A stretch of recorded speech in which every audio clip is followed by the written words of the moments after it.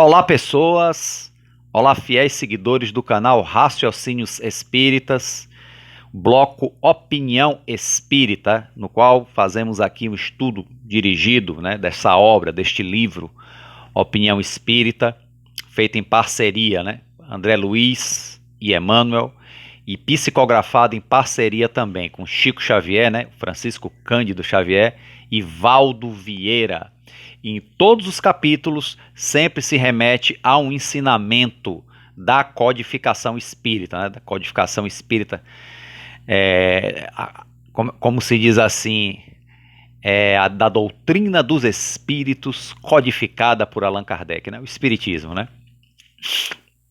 Então Emmanuel e André Luiz dão as suas opiniões espíritas, sempre baseados em um conteúdo da codificação, Eu sempre repito isso no início do vídeo, tal.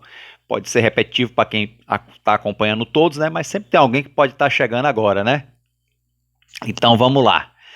Então nós chegamos aqui agora ao capítulo 26, Capítulo 26, que se intitula Diretriz Evangélica. Olha só, Emmanuel, que envia este capítulo, e ele vai pegar a lição de O Evangelho segundo o Espiritismo, no capítulo 18, que é intitulado Sede Perfeitos, não é isso? Capítulo 18 de O Evangelho, aliás não, perdão gente, o capítulo 18 é muitos os chamados, poucos os escolhidos, não é isso? Perdão gente, mas você vê, que ainda não somos perfeitos, ainda erro, o nome do capítulo. Ok? Então ele vai lá ao item 12, que é justamente um diálogo, que é uma explicação que Kardec vai dar do diálogo que Jesus tem com os fariseus, que eram os maiores detentores do conhecimento na época, Era a classe intelectual, consequentemente também era a classe dominante, porque política e religião era quase a mesma coisa naquela época, Quem estava no poder tinha o poder, das questões religiosas e o poder político também, E tinha tinha para si o conhecimento, porque a maioria das pessoas eram simples, a maioria eram analfabetos, Só vê os apóstolos de Jesus, acho que só quem era alfabetizado era o Judas, o Judas Iscariote, se eu não me engano. Os outros eram analfabetos, então poucos sabiam ler, poucos tinham acesso à cultura, e desses poucos fazia parte desses poucos os fariseus, os fariseus, os escribas. Aliás, vão ao Evangelho segundo o Espiritismo, e tem lá as descrições, notícias históricas, e fala o que era fariseu, o que era escriba. E você vai ver que quando você lê sobre os fariseus, vai ver que eles não são só figuras históricas, que eles ainda existem hoje, só com outras roupagens, outros nomes, Muitos deles até carregando o título de cristão, imagina, mas com atitude farisaica.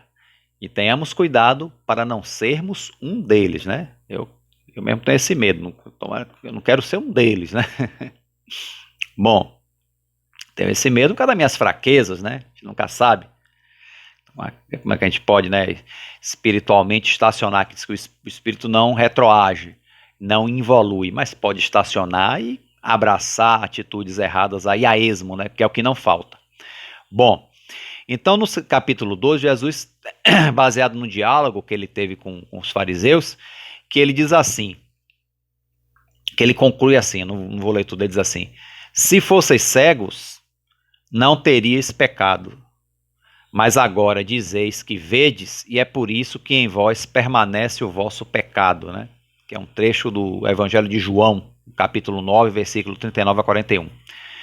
E é interessante, que Kardec vai esclarecer justamente isso, que Jesus estava dizendo para os fariseus: vocês realmente são mais culpáveis, vamos usar um termo, são mais responsáveis, porque vocês têm o conhecimento. Por isso, quer dizer, vocês têm mais responsabilidade perante as leis divinas, perante a espiritualidade, do que o ignorante, do que a pessoa simples, que muitas vezes comete erros, comete crimes, até por ignorância. Mas os fariseus não, vocês são letrados, vocês são instruídos, vocês conhecem a lei, né? E quando se diz a lei, é a lei de Deus, né? Do Velho Testamento, né? O Decálogo e as leis sociais também, né? Porque eles eram as pessoas mais esclarecidas. Por isso mesmo, vamos dizer assim, mais culpáveis, né? Na falta de uma expressão melhor, né?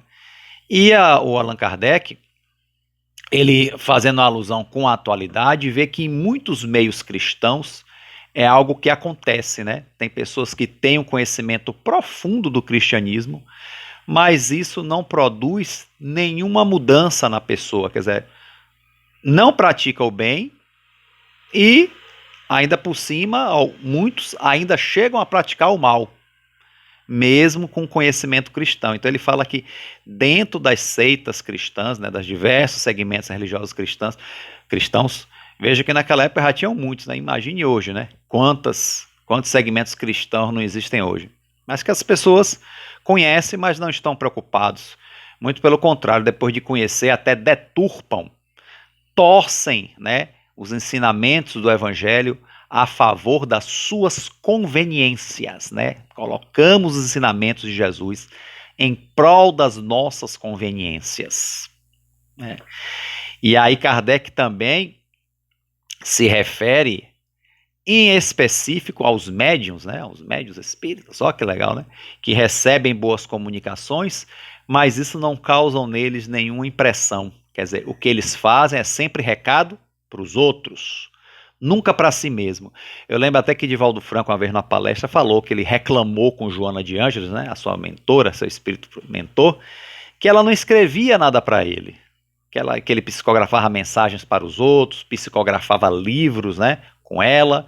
Mas para mim, minha irmã, você não manda nenhuma mensagem. Ela, como assim, Divaldo? Tudo que eu escrevo por seu intermédio vai primeiro para você. O primeiro a receber a lição é você. E aí Divaldo realmente teve aquele impacto, né? E nos falou para que a gente abra os olhos, passou essa experiência dele para que a gente abra os olhos. E muitos médiuns são assim, né? Sempre a mensagem para os outros, nunca para si, né?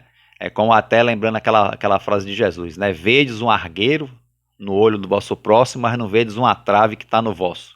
Eu não sei o que é argueiro ainda, é engraçado que eu ainda não procurei. Eu sempre sou uma pessoa que bota tudo no Google para saber o que é. E argueiro eu não sei, mas é algo que deve estar realmente impedindo a visão, né? Mas o que importa é a essência, quer dizer, você vê o que está errado no outro e não vê o que está errado em si, né? Então, por isso, né, se fosseis cegos não terei pecado, né, que Jesus significar que a culpabilidade está na razão das luzes que a pessoa possua, né? Então, assim, os fariseus da época eram esclarecidos e nós, espíritas, somos mais esclarecidos ainda. Então, esse ensinamento de Jesus serviu para o fariseu na época, mas vem direto em nós. E quantos fariseus hoje devem estar encarnados hoje no meio espírita, né? Muitos ainda, infelizmente, se comportando como naquela época, ainda com atavismo, e outros não, outros que estão se renovando, outros que já se renovaram, porque é a evolução espiritual, né? Mas estamos aí, porque hoje temos luzes maiores, o Espiritismo como rasga os véus, né, como diz Allan Kardec, das realidades do mundo espiritual e das suas relações conosco, né, no plano material, as relações através do fenômeno mediúnico, que é um fenômeno normal da natureza, não tem mais essa coisa de sobrenatural, né? Então ele fala aqui, ó, aos espíritas, pois muito será pedido, porque muito hão recebido, mas também aos que houverem aproveitado, muito será dado. Olha a compensação, né? Muito será pedido, porque muito foi recebido, mas os que tiverem aproveitado bem os ensinamentos, muito receberá também, né? Não é que a gente vai fazer o bem, não é que a gente vai se renovar espiritualmente, negociando com a espiritualidade, mas tendo consciência de que é uma consequência natural, que está nas leis da natureza. Então, sigamos, né? Sigamos, né? Então, o primeiro cuidado que todo espírita tem que ter é saber se os conselhos que os espíritos dão, não só os médiuns, mas os que ouvem os que recebem também essas mensagens, que leem depois, né, ou ouvem, né, que vêm dos espíritos, se o espírita sincero é procurar saber se os conselhos dos bons espíritos não vêm para si mesmo.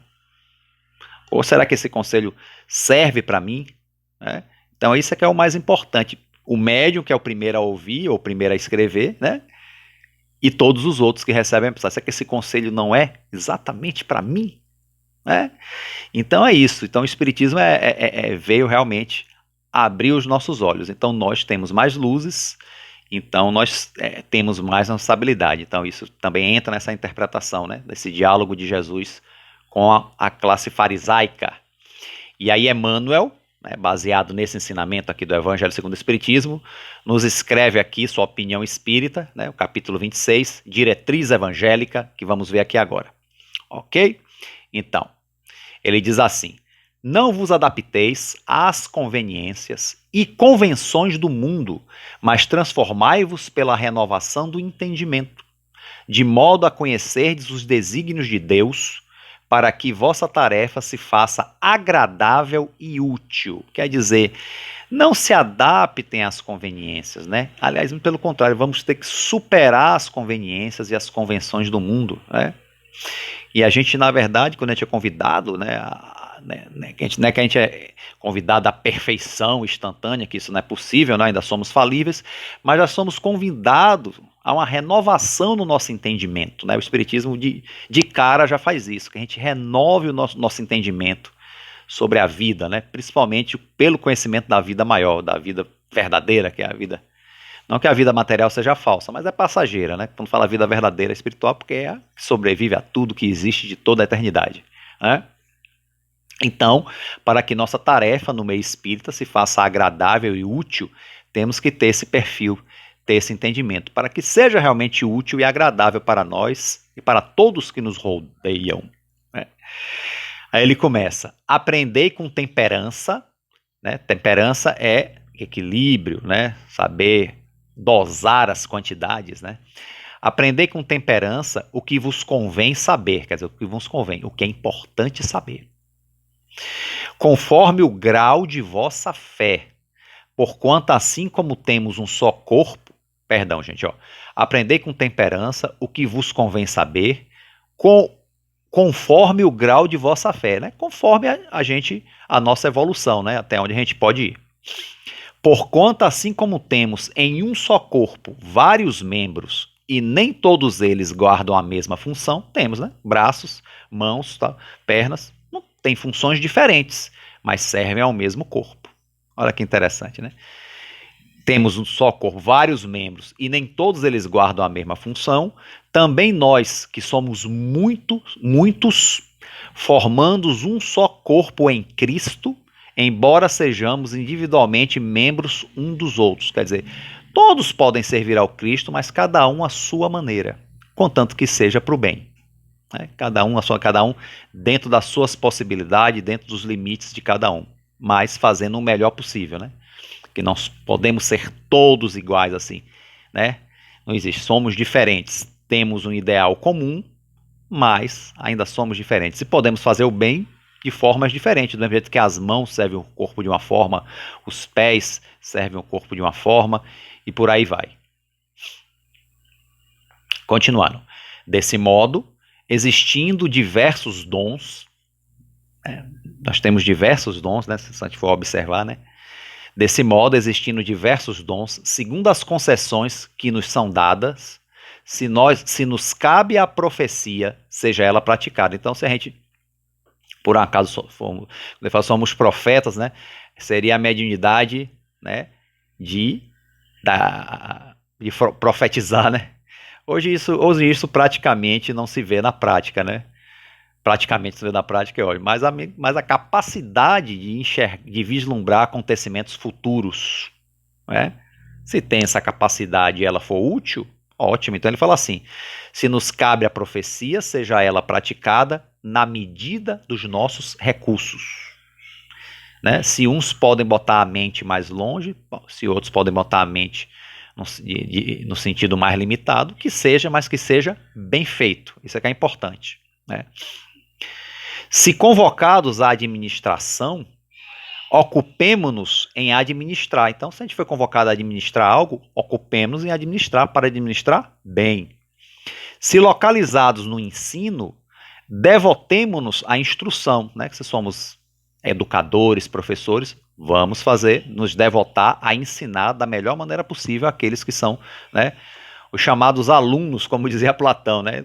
Hoje é uma expressão meio pejorativa, porque aluno quer dizer sem luz. Então, falando assim, você está sem luz, então eu vou te passar o conhecimento que ilumina, né? Esse era o primeiro, não era se desfazer das pessoas, não era para dizer que o conhecimento era uma luz, e aquele que não tinha conhecimento era sem luz, aluno, né? Os que exortem, usem as possibilidades de exortar, né? Aqueles que exortam, aqueles que chamam a atenção, que fazem propaganda de algo, né? No caso, se a gente for exortar para as pessoas conhecerem o Espiritismo, que saibamos fazer bem, né? De uma forma que as pessoas realmente se interessem, não te achem um chato ou uma chata, né? Cuidado. Os que foram trazidos a repartir, procedam com liberalidade, quer dizer, saibam repartir de uma maneira justa, equânime. Quem preside, seja prudente, quer dizer, quem preside, quem dirige uma instituição espírita, ou seja lá qual for, né, que seja presida, dirige com prudência. Corações chamados ao exercício da misericórdia, empreguem a misericórdia com alegria, quer dizer, sejam misericordiosos, mas com alegria, não com peso, né? Na hora de perdoar de coração, mas não aquele perdão que fica aquela mágoa, né? Aquela coisa muito nossa ainda, ser humano, mas buscar de verdade a misericórdia com alegria, sabendo, no dia que a gente tiver plena consciência da nossa situação espiritual, isso será mais fácil, né? Mas nós estamos criando essa consciência ainda, né? Mas vamos lá. Entre nós, seja o amor não simulado. Então, amor verdadeiro, não fingido, né? Esqueçamos o mal, buscando o bem. Porque às vezes a gente tenta esquecer as coisas ruins, é difícil. As coisas ruins nos ferem, pesam dentro da gente. Então a melhor maneira de esquecer esse mal, não que você vai esquecer na memória, né? Vai ficar com amnésia, não, mas esquecer no sentido de que a lembrança já não te machuque, ou não machuque tanto. Então a melhor forma é buscar o bem, né? Preencher os nossos pensamentos, nossos sentimentos com o bem, porque aí faz uma substituição natural. Amai-vos cordialmente uns aos outros com afeto fraternal, quer dizer, com afeto mesmo de irmão, né? Não sejais vagarosos na vigilância, afervorai-vos no trabalho, servindo ao Senhor, quer dizer, não sejam lentos demais, né, na sua tarefa, na sua vigilância. Fervorai-vos ao trabalho, né? Trabalhai na medida das nossas forças, das nossas condições. Regozijai-vos na esperança, na solução de suas necessidades. Sede hospitaleiros. Perdão, gente. Pulei aqui. Regozijai-vos. Essa palavra eu sempre tenho dificuldade de falar. Regozijai-vos. Regozijar. Eu tenho dificuldade de falar essa palavra, gente. Coisa! Regozijai-vos na esperança, sede pacientes nas dificuldades, perseverai na oração. Né? Paciência, acho que muitas vezes a gente, paciente, para mim que sempre fui uma pessoa muito impaciente, eu começo a perceber que quando eu consigo ter paciência, as coisas, as dificuldades, elas se resolvem de uma maneira mais fácil. Não é que me livra das dificuldades, mas eu enxergo caminhos melhores, né? E evito os caminhos piores, que é o caminho da agressividade, principalmente, né? A agressividade realmente destrói muita coisa, né? E aí a gente tem que ver que o Espiritismo por si só já nos é uma esperança, né? De que a vida continua, de que a gente vai reencontrar nossos seres queridos, né? Que as coisas vão melhorar, que a gente está vivendo provas, e quando a gente superar essas provas, a vida vai melhorar. A vida vai, até lá a música do Martinho da Vila, que a vida vai melhorar, né? Vai, canta, canta, minha gente, deixa a tristeza para lá. Canta forte, canta alto, que a vida vai melhorar. né? Perseverar na oração, né, gente? Não é que a gente vai ficar rezando o tempo todo pelos cantos, não. Mas a gente tem oração, né? A prece sentida é uma coisa que a gente tem que ter o hábito, né? De orar. E não precisa palavras, é aquela coisa de manter a conexão, né? Principalmente nos momentos difíceis, para a gente não fazer besteira, né? Amparai os bons na solução de suas necessidades. Sede hospitaleiros, quer dizer, as pessoas boas, né? Amparai quando eles tiverem dificuldade, mesmo porque eles são bons, eles têm um grande merecimento, né? Porque fazem o bem. Abençoai os que vos perseguem, mantendo-vos solidários e unidos entre vós. Quer dizer, abençoar os que perseguem, né? Não é que a gente vai ficar exposto às perseguições, a gente podemos sim nos proteger, não tem nada demais, mas não precisamos amaldiçoar os nossos perseguidores, podemos abençoá-los, né? Podemos ter uma atitude mais positiva, porque nós sabemos, né, das realidades espirituais, que quem persegue é que realmente está se enrolando com a lei maior, né, com a lei divina, né, e não os perseguidores. Só lembrar daquele ensinamento de Jesus, né, bem-aventurados os que são perseguidos pela justiça, porque esses obterão justiça. E os perseguidores também obterão justiça, né? Então, cuidado para nós não sermos perseguidores. Mais importante, né, do que a gente pensar, né, de nos perseguirem, cuidado para não sermos perseguidores. Não ambicionei situações para as quais ainda não conseguimos a altura necessária, acomodamo-nos à humildade, para que não estejamos alardeando sabedoria que ainda não temos. Então, quer dizer, não vamos fazer mais do que a gente pode, né? Não vamos mostrar uma sabedoria que a gente ainda não tem, que a gente vai passar até por ridículo, né? Não vamos fazer tarefas das quais ainda não temos condições de fazer. Façamos aquilo que a gente sabe. Aprender, mas eu quero fazer aquilo, mas eu não sei. Então vamos primeiro aprender, né, para fazer, né? Muitas coisas se aprende fazendo, é verdade, mas tem que ter um pré-conhecimento para começar, porque muitas vezes o problema de tudo é que se começa errado. Mas se a gente aprende para pelo menos começar bem, o resto a gente aprende fazendo, claro, mas é importante que a gente não se arvore a fazer aquilo que a gente não tem condição, né? Ela lembra até de Valdo Franco de novo, né? Eu vi no filme, foi querer fazer palestra sem condição, e os espíritos avisaram a ele, você não está preparado. Aí realmente ele pagou um mico, né? Só não pagou o maior porque Humberto de Campos foi lá e o mediunizou e fez a palestra por ele, disse que não por ele, mas pelas pessoas que estavam ali presentes, né? Então ele só não pagou um micão por causa disso, né? Mas valeu a lição. Então, assim, vamos fazer, né? Não vamos ambicionar coisas para as quais não conseguimos a altura necessária, né? Não conseguimos ainda nos capacitar, né? Essa que é a palavra que se usa muito no meio profissional, né? Ainda não nos capacitamos a fazer aquela tarefa. Quando a gente se capacitar, a gente faz. A ninguém, continuando aqui, a ninguém torneis mal por mal, quer dizer, devolver o mal com o mal, né? É o princípio cristão, devolver o mal com o bem, né? Sejamos honestos com as coisas que nos dizem respeito, e se for possível, e quando for possível em nós, tenhamos paz com todos. Quer dizer, sejamos honestos, né, conosco mesmo, porque a gente não pode ser honesto com os outros se a gente não for conosco mesmo, né? E quando for possível, e o quanto for possível, que tenhamos paz com todos, né? Nem sempre estamos em paz com todos, porque a gente vive um mundo de conflitos, né? Mas vamos buscar um equilíbrio para que esses conflitos não nos desequilibrem, e quando for possível, tenhamos paz, cara, procuremos estar em paz com as outras pessoas, né? Vamos buscar estar em paz, né? Não que a gente vai concordar com o que é errado ou que nós achamos errado, né? Eu digo assim, achamos porque tem coisas que a gente acha errado, a gente pode mudar de conceito, e vice-versa, as coisas que a gente acha certa a gente muda, tá? Existe essa relatividade, mas o que é ruim, o que é bom é bom. Então, não que a gente vai achar o que é ruim bom ou o que é bom ruim, mas vamos nos apaziguar com as pessoas, né? Eu falo até assim, as questões políticas aí, as pessoas brigam muito por direcionamentos ideológicos diferentes. Para que isso, essa inimizade toda, né? Por causa de poderes temporais, Cada um pode ter a sua posição, sim, respeitar, não precisa ser inimigos uns dos outros, mesmo porque estamos no mesmo barco, queremos o melhor para nós. Só que a gente tem visões diferentes, né? Então, estar em paz não é exatamente concordar com o outro, mas é respeitar e evitar conflitos desnecessários, né? Então, tenhamos paz com todos, sempre que possível, como Emmanuel fala aqui, sempre que possível, quanto for possível. Continuando.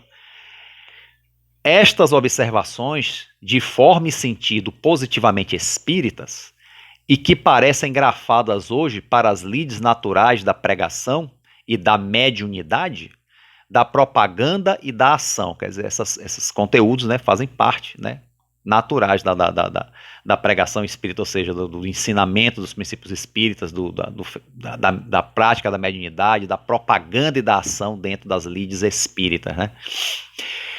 Dos ideais e das obras das nossas instituições, não são nossas, e sim do apóstolo Paulo de Tarso, né? Constantes nos versículos 2 a 18 do capítulo 12º de sua epístola aos Romanos. Quer dizer, essas coisas que Emmanuel escreveu para a gente aqui, não é dele, isso que ele quis dizer. É algo que ele colheu, né, inspirado, né, na lição do Evangelho, segundo o Espiritismo, mas que ele colheu na epístola aos Romanos, escrita por Paulo de Tarso, né, essas observações que ele deu para a gente até agora, né. Então, ele disse, são coisas que fazem parte dos princípios espíritas, né, da prática espírita, e que ele pegou da Epístola aos Romanos de Paulo de Tarso, né. E o último parágrafo, destacando essa breve página de orientação evangélica, escrita há 19 séculos, relacionemos as nossas responsabilidades dentro do Espiritismo, que restaura o cristianismo em suas bases puras, e procuremos pensar. Então, partindo desses princípios, né, que Paulo nos deixou, que Emmanuel nos descreveu aqui com suas palavras, né, destacando, né, essa orientação evangélica, escrita há 19 séculos, né, hoje já são 20, né? Então, relacionemos as nossas responsabilidades, nós que somos espíritas, as nossas responsabilidades dentro do espiritismo, né? Não é só dentro do centro espírita, não, dentro da doutrina a qual a gente está inserido, a qual a gente estuda, a qual a gente, né, busca vivenciar de alguma forma, né? E a gente veja a nossa responsabilidade. Nossa responsabilidade pode ser menor por enquanto, outras podem ser maiores, aí depende de cada um, né? Aquela questão que Emmanuel falou, né? Cada um tem o seu momento, tem a sua função, né? Como ele usou o símbolo, dentro do corpo do Cristo, né? Vamos dizer assim, como o corpo tem vários membros com funções diferentes, né? E que é o Espiritismo, como ele fala, que ele termina aqui, que restaura o cristianismo, né? O cristianismo como foi deixado por Jesus, né? O cristianismo redivivo, sem as deturpações que infelizmente a história da cristandade enxertou no cristianismo, né? Então, o cristianismo em suas bases puras, né? E aí procuremos pensar nessas coisas, procuremos refletir e trazer, né, para nossos pensamentos, nossas atitudes, sempre quando possível, ok? Muitas vezes assim, gente, né, nem nas grandes coisas, às vezes nas pequenas coisas, mas que essas pequenas coisas são importantes para o nosso crescimento espiritual, ok? Porque crescer não é fácil, isso que crescer dói, é verdade, né? Mas depois que você cresce, você pensa, mas valeu a pena, porque cheguei até aqui, né? Então assim encerramos mais um capítulo, ok, gente? Espero que tenha sido útil a todos, espero que esse estudo da opinião espírita venha sendo útil para quem está acompanhando, né? Então quem gostou, curte, compartilha. Quem não se inscreveu no canal, se inscreve aí no canal do YouTube, Raciocínios Espíritas, e segue também as mídias, tem o Raciocínios Espíritas no Instagram, tem no Facebook e no Twitter também. A todos um forte abraço, fiquem com Deus e até o próximo.